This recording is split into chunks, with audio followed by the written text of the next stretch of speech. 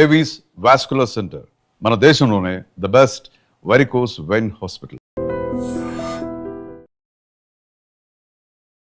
బయలుదేరిన రైలు ఒక్కసారిగా Yalamanchili railway station దగ్గరకు వచ్చేటప్పటికి ప్రమాదానికి గురైంది. ఎర్నాకుల్ ట్రైన్ చూస్తున్నారు కదా, ఆల్రెడీ M2 B1 బోగీలు 2 పూర్తిగా దగ్ధమయ్యాయి. అందులో ఒక వ్యక్తి కూడా సజీవ దహనమైనట్లు తెలుస్తోంది. కానీ తెల్లారేసరికి ట్రైన్ యాక్సిడెంట్ అనేటప్పటికీ రైలు ప్రమాదం, రైల్లో పూర్తిగా మంటలు అలముకున్నాయని చెప్పి వచ్చినటువంటి వార్తలు ప్రతి ఒక్కరిని తీవ్ర భయాందోళనకు గురి చేశాయి. మరొక వైపు ఈ 2 బోగీల్లో ప్రయాణిస్తున్నటువంటి ప్రయాణికులు కూడా తమ ప్రాణాలు కాపాడుకోవటానికి భయంతో పరుగులు పెట్టినటువంటి పరిస్థితి ఉంది. అయితే 2 గంటల పాటు శ్రమించి 2 బోగీల్లో కూడా మంటలు పూర్తిగా అదుపులోనికి తీసుకొచ్చారు. మీ అందరికీ తెలుసు, ఫైర్ ఫైటర్స్ వాళ్ళ ప్రాణాలు తెగించి మరి ఎక్కడ ఎలాంటి ప్రమాదాలు విపత్తులు జరిగినా వాళ్ళ పనితీరు నిజంగా చెప్పాలంటే ఖచ్చితంగా మనం అందరం అప్రిషియేట్ చేయాల్సిందే.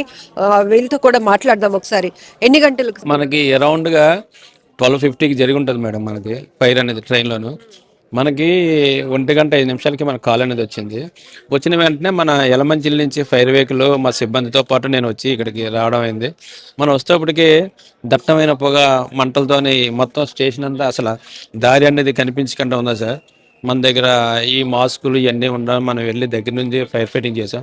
అప్పుడు ఇంత పెద్ద ఫైర్ ఉండడం వల్ల మనం ఏం చేసామంటే మన వెహికల్ సరిపోదని చెప్పి మా డిస్టిక్ ఫైర్ ఆఫీసర్ గారు డిఎఫ్ఓ గారికి కాల్ చేస్తే ఆయన ఇక్కడికి అటెండ్ అయ్యి అనకాపల్లి నుంచి ఒక 2 వెహికల్స్ రప్పించాం మేడం. అనకాపల్లి 2 వెహికల్స్, నక్కపల్లి మొత్తం 4 వెహికల్స్తో కూడా ఇంచుమించు 1 hour 45 minutes దగ్గర మనం కంప్లీట్ చేసాం మేడం ఫైర్ అనేది. మిగతా బోగిలకి మనం అంటుకోకుండా ఏం చేసామంటే బోగిలు కట్ చేయించాం మేడం. మిగతా మొత్తం బోగిలు ఉన్నాయి కదా, ఈ 2 బోగిలు బ్యాక్ ఫ్రంట్ అట్లా విడగొట్టేసి అటు జరిపించి ఇటు జరిపించడం వల్ల మిగతా బోగిలకి మంట అనేది వ్యాపించకుండా ఈ 2 బోగీలు కాలిపోయిన బోగీలు ఏవైతే B2 M2 B1 ఉన్నాయో రెండిట్లో దేంట్లో ఫస్ట్ ఫైర్ వచ్చింది? ఏదది B1 డోర్ దగ్గర నుంచి వచ్చి B2 దీనికి అంటుకుంది. మేము వచ్చేప్పటికి B1 లో కొంచెం ఎక్కువ ఫైర్ ఉంది, తర్వాత M2 లో తక్కువ ఉంది. మేము వచ్చేప్పటికి ఈ ఫైర్ అనేది ఈ 2 బోగీలు కూడా అంటుకోవడం జరిగింది మేడం.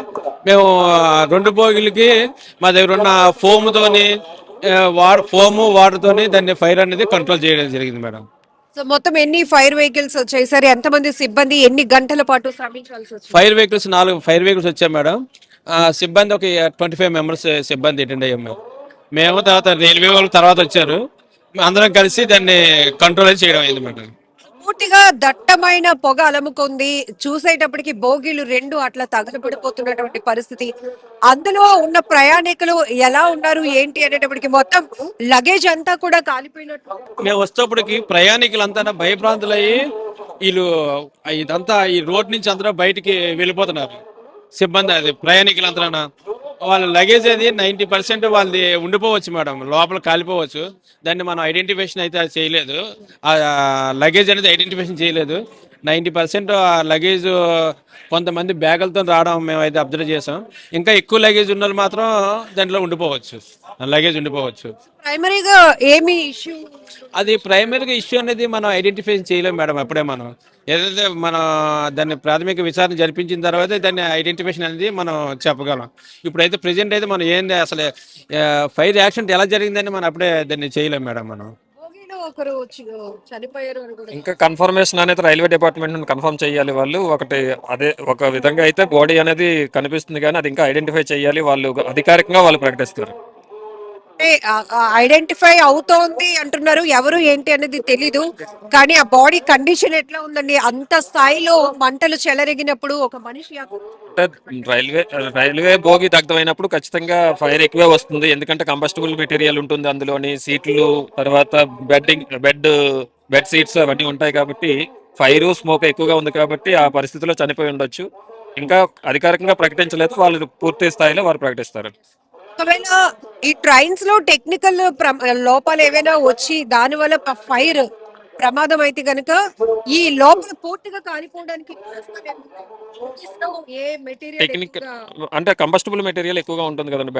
బెడ్ సీట్స్ ఉంటాయి కదా, తర్వాత సీట్లు ఉంటాయి, సీట్లలో కంబస్టబుల్ మెటీరియల్ ఉంటుంది, దాని వల్ల ఫైర్ అవడానికి అవకాశం ఉంటుందండి. ఎక్కువగా మెటీరియల్ ఉంటుంది.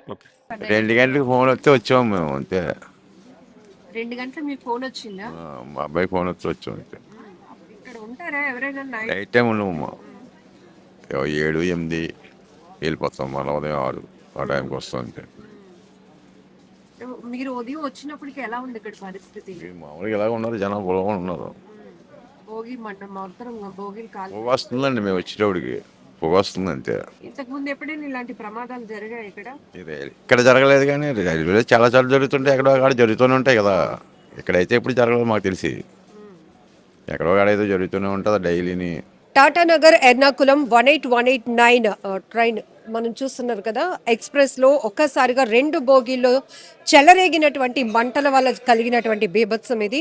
చాలా దారుణమైన కండిషన్ ఉంది. లోకో పైలట్ మొదటి ప్రమాదాన్ని గుర్తించారు. బ్రేక్ వేస్తున్నప్పుడు ప్రెజర్లో డిఫరెంట్ రావటాన్ని, ఏదో టెక్నికల్ ఇష్యూ ఉంది అని ఆయన గమనించడంతో అలర్ట్ అయ్యారు. ఎలమంచిలి రైల్వే స్టేషన్ వరకు వచ్చేటప్పటికి ట్రైన్ని నిలిపివేయటం జరిగింది. ఒక్కసారిగా M2B1 ఈ 2 కోచ్ల్లో 2 బోగీల్లో కూడా పూర్తిగా దట్టమైన పొగలు అలముకున్నాయి. మంటల్లో పూర్తిగా మొత్తం కాలి బూడిదైనటువంటి పరిస్థితి. మీకు ఇన్సైడ్ చూస్తే కనుక బోగీల్లో ఏది కూడా మిగలలేదు. సో ఒక్కసారిగా ప్రమాదాన్ని గమనించినటువంటి ప్రయాణికులు ఈ ట్రైన్ ఆపిన వెంటనే కూడా చాలా ఫాస్ట్గా అందరూ కూడా భయంతో పరుగులు పెట్టారు. అయితే ఇందులో చూడొచ్చు మనం, లగేజ్లు కూడా పూర్తిగా కాలి బూడిదైనటువంటి పరిస్థితి. అయితే M2B1లో ఒక 70 years ఏజ్ ఉన్నటువంటి విజయవాడకు చెందినటువంటి వ్యక్తికి సజీవ దహనమైనటువంటి దుర్ఘటన చాలా బాధాకరం. ఇప్పటికే అధికారులు ఇన్ఫర్మేషన్ ఇవ్వడంతో వాళ్ళ అమ్మాయి కూడా ఎలమంచిలి రైల్వే స్టేషన్కు చేరుకున్నారు. ఇప్పుడే అనకాపల్లి జిల్లా కలెక్టర్ విజయ్ కృష్ణన్ గారు కూడా మాట్లాడడం జరిగింది. సో ప్రమాదం చాలా బాధాకరం. ఏదైతే ఈ ప్రమాదంలో మృతి చెందినటువంటి కుటుంబానికి తన ప్రగాఢ సానుభూతి తెలుపుతున్నానన్నారు. అయితే ఇమీడియట్గా ప్రమాదం ఈ మంటలు చెలరేగిన వెంటనే కూడా అగ్నిమాపక సిబ్బంది కావచ్చు, GRPF, జనరల్ పోలీస్ అందరూ కూడా పెద్ద ఎత్తున రెస్క్యూ కొనసాగించి ఇది ప్రమాదం మరింత పెరగకుండా ఈ 2 బోగీలు ఏవైతే ప్రమాదానికి గురయ్యాయో, అగ్నిని కీలలు ఎగసిపడుతున్నటువంటి పరిస్థితి ఉందో, ఇమీడియట్గా ఆ ట్రైన్ నుంచి ఈ 2 కోచ్లను కూడా డిస్కనెక్ట్ చేయడం జరిగింది. ఆ తర్వాత మిగతా ప్రయాణికుల్ని 4 ప్రైవేట్ ట్రావెల్ బస్సుల్లో వాళ్ళని సామర్లకోట తరలించడం జరిగింది. అక్కడి నుంచి వారు ప్రయాణం కొనసాగించడానికి ప్రాపర్ ట్రైన్ కూడా వాళ్ళకి సర్వీస్ అందించడం కూడా జరుగుతుందని చెప్తున్నారు. అయితే ఇక్కడ మనం చూడొచ్చు, ఇప్పుడు ఈ ట్రైన్కి సంబంధించి డిస్కనెక్ట్ అయినటువంటి ట్రైన్ ఇప్పుడే మూవ్ అవ్వడం కూడా జరిగింది ఎర్నాకుళంకి. సో ఇది అనకాపల్లి దాటిన తర్వాత నర్సింపల్లి అనే ఏరియాకి వచ్చేటప్పటికి ఇందులో పొగలు రావటం అనేది గమనించినట్లు తెలుస్తోంది. ఇమీడియట్గా యలమంచిలి రైల్వే స్టేషన్లో దీన్ని నిలిపివేశారు. పూర్తిగా మనం ఒకసారి చూడొచ్చు, M2B1 2 కూడా AC కోచ్లే. ఈ రెండిట్లో కూడా పూర్తిగా ప్రమాదం జరగడం, అలానే ఇప్పటికీ కూడా ఇక్కడ మీరు చూస్తున్నారు ఫుల్ సెక్యూరిటీ ఉంది. ఎందుకంటే ఇప్పటికీ కూడా safety commission of south central committee కూడా ఇక్కడికి చేరుకోవడం జరిగింది. రైలు ప్రమాదాలకి ప్రధానమైనటువంటి కారణాలు చూస్తే కనుక టెక్నికల్ ఇష్యూస్ ఎక్కువగా చూస్తున్నాం. అందులోనూ AC కోచ్లో జరుగుతున్నటువంటి ప్రమాదాలు కూడా ఇవన్నీ విశ్లేషించుకుంటే కనుక పూర్తిగా అసలు ప్రమాదానికి కారణమైతే కనుక పైలట్ చెప్తున్నట్టు బ్రేక్ వేసినప్పుడు ఆ ప్రెజర్లు డిఫరెంట్ ఆయన గమనించడం వల్ల ప్రమాదం జరిగింది. ఖచ్చితంగా ఇది యాక్సిడెంట్ అనే నిర్ధారణకు అయితే రావడం జరిగింది. అయితే లోపాలు గుర్తించే పనిలో కూడా ఇప్పటికీ కమిషన్ కావచ్చు, విచారణ కూడా వేగవంతంగా కొనసాగిస్తున్నారు. బట్ తరచుగా ప్రయాణాలు అంటేనే ఒక రకమైన భయాందోళనకు గురి కావాల్సినటువంటి పరిస్థితి వస్తుంది. అది ట్రైన్, బస్, ఫ్లైట్ అని లేదు, రోడ్లపైన ప్రయాణాలు, ఇలా ప్రతిదీ ప్రమాదంగా మారుతూ ఉండటం అనేది మరింత బాధాకరమైన విషయం. ఈరోజు టాటానగర్ నుంచి బయలుదేరి ఎర్నాకుళం వైపు వెళ్తున్నటువంటి ఎర్నాకుళం ఎక్స్ప్రెస్ అనేది ఎలమంచిలి దగ్గరకు వచ్చేటప్పటికి ఇలా ప్రమాదానికి గురి కావటం, ఎగ్జాక్ట్లీ ఎర్లీ అవర్స్ 12:45 టైంలో ఈ ప్రమాదాన్ని అయితే గుర్తించడం జరిగింది. ఒక బోగీలో మంటలు చెలరేగటం, ఆ పక్క బోగీకి కూడా అది వ్యాపించడం వల్ల మొత్తం 2 బోగీలు పూర్తిగా B1, M2 2 కోచ్లు కూడా 2 బోగీలు పూర్తిగా దగ్ధమయ్యాయి. మిగతా దాన్ని ఇమ్మీడియట్గా అలర్ట్ అయ్యి దాన్ని డిస్కనెక్ట్ చేయటం వల్ల పెద్ద ప్రమాదమే తప్పిందని చెప్పొచ్చు. అయితే ఇందులో ప్రయాణించే వాళ్ళు 143 మంది 2 కోచ్ల్లో ఉన్నారు. వారందరినీ కూడా 4 ప్రైవేటు ట్రావెల్ బస్సులను ఏర్పాటు చేసి వారిని ప్రస్తుతానికైతే సామర్లకోట వరకు అక్కడి వరకు తరలించారు. అక్కడి నుంచి వారు ప్రాపర్గా వాళ్ళు ప్రయాణం చేయాల్సినటువంటి పరిస్థితిని బట్టి ట్రైన్ సర్వీస్ని అందిస్తామని కూడా చెప్తున్నారు. ఏది ఏమైనప్పటికీ ఒక్కసారిగా తెల్లారేసరికి ఎలమంచిలిలో ఎర్నాకుళం ఎక్స్ప్రెస్లో రైలు మంటలు చెలరేగాయి అని వార్త వచ్చిన వెంటనే ప్రతి ఒక్కరు తీవ్ర భయాందోళనకు గురయ్యారు. దాంతోపాటు అందులో ప్రయాణిస్తున్న వాళ్ళు కుటుంబాలు అయితే గనక ఒక రకమైన ప్యానిక్లోనికి వెళ్ళిపోతారు. ఎందుకంటే పలానా ట్రైన్లో పలానా బోగీల్లో ప్రమాదం జరిగిందంట, కాలి బూడిదయ్యాయి అంటారు. కానీ అందులో ప్రయాణిస్తున్న మా వారి పరిస్థితి ఏంటి అంటూ కూడా చాలామంది ఒక రకమైన ఆందోళనకు భయానికి గురయ్యే పరిస్థితులు కూడా ఉంటాయి. ప్రస్తుతానికైతే మిగతా వారందరూ కూడా ఇంకెవ్వరికి ఎటువంటి గాయాలు కూడా కాలేదు, అందరినీ సేఫ్గా తరలించామని చెప్తున్నారు. అయితే ఇప్పుడు మీరు చూస్తున్నటువంటి ఈ కోచ్ ఏదైతే ఉందో B1, దీంట్లో మాత్రం విజయవాడకు చెందిన 70 ఏళ్ల వ్యక్తి, ఆయన పేరు చంద్రశేఖర్గా తెలుస్తుంది. ఆయన మాత్రం అందులో ఉన్నట్టుగానే సజీవ దహనం అయిపోయారు. చాలా బాధాకరం. అయితే రెస్క్యూ కొనసాగించిన అగ్నిమాపక సిబ్బంది, ఫైర్ ఫైటర్స్ కూడా ఆ మృతదేహాన్ని గుర్తించామని చెప్పారు. అయితే పూర్తిగా కాలిపోవడం వల్ల అది ఎవరు ఏంటి అనేది కూడా మేము చెప్పలేము, కానీ రైల్వే అధికారులు మాత్రం దాన్ని డిక్లేర్ చేయగలరు అన్నారు. ఆ ప్రకారంగానే ఇప్పుడు కలెక్టర్ గారు మాట్లాడినట్టు కూడా ఆయన ఏజ్ 70 years ఉంటుంది, విజయవాడకు చెందినటువంటి వ్యక్తిగా చెప్తున్నారు. పూర్తి వివరాలు అయితే కనుక ఇంకా చెప్పలేదు, కానీ ఇన్ఫర్మేషన్ ఇవ్వడం వల్ల వాళ్ళ అమ్మాయి కూడా రైల్వే స్టేషన్కు చేరుకున్నారు అని చెప్తున్నారు. ఏది ఏమైనప్పటికీ కూడా ఇది ఒక బాధాకరమైన దుర్ఘటన అనేది చెప్పాలి. ఒక్కసారిగా ప్రయాణాలు గమ్యస్థానానికి చేరాల్సిన వాళ్ళు ఒక్కసారిగా ఇట్లాంటి ప్రమాదాల వల్ల తీవ్ర భయభ్రాంతులకు గురి కావాల్సినటువంటి పరిస్థితులు ఉంటాయి. అయితే మంటలు చెలరేగిన వెంటనే మాత్రం లోకో పైలట్ అలర్ట్ వల్ల పెద్ద ప్రమాదం తప్పిందని చెప్పాలి.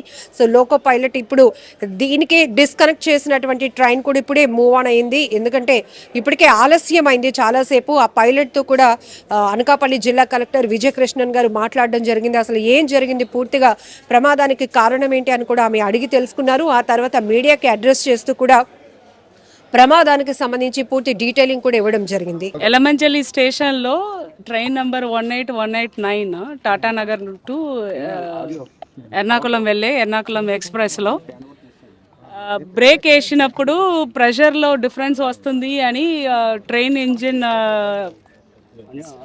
అలర్ట్ చేయడం వల్ల లోకో పైలట్ మన స్టేషన్స్ మాస్టర్స్ అది నోటీస్ చేయడం, అక్కడ నుంచి స్మోక్ రావడం, ప్రయాణికుల్ని సేఫ్గా వాళ్ళు ఎవాక్యుయేట్ చేశారు. 143 మెంబర్స్, మొత్తం 2 కోచ్. దాంట్లో పుష్ అండ్ పుల్లో ఒక 75-year-old person, native of Vijayawada, unfortunately చనిపోయడం జరిగింది. సో వాళ్ళ డాటర్కి కూడా ఇన్ఫర్మేషన్ ఇచ్చాము. డాటర్ కూడా స్టేషన్కి వచ్చి ఉన్నారు. మన రైల్వేస్ ఫారెన్సిక్ డిపార్ట్మెంట్ వచ్చిన తర్వాత యాక్సిడెంట్ దేని వల్ల జరిగింది, ఆ కోచ్ రెండిట్లో అనేది అసర్టైన్ చేస్తారు. దీని లోపల మనం స్ట్రాండ్ అయిన ప్యాసింజర్స్ అందరికీ కావాల్సిన మిల్క్, బ్రెడ్, బిస్కెట్స్, వాటర్ అన్నీ అందించడం జరిగింది డిస్ట్రిక్ట్ అడ్మినిస్ట్రేషన్ తరపున. వాళ్ళ ఆ 2 కోచ్ మాత్రం ఇక్కడే ఉంచేసి మిగిలిన కోచ్ అన్నిట్లో కనెక్ట్ చేసి వాళ్ళు ఎర్నాకుళంకి ఇప్పుడే బయలుదేరారు. ప్యాసింజర్స్ అందరితో కూడా మాట్లాడడం జరిగింది, అష్యూరెన్స్ ఇవ్వడం కూడా జరిగింది. లోకో పైలట్తో కూడా మాట్లాడాను. He is saying that it is an purely an accident. దేని వల్ల జరిగింది అనేది రైల్వేస్ ఫారెన్సిక్ డిపార్ట్మెంట్ చెప్పిన తర్వాతనే మనం చెప్పగలుగుతాము. చనిపోయిన వాళ్ళ ఫ్యామిలీకి మన డీప్ సింపతీస్.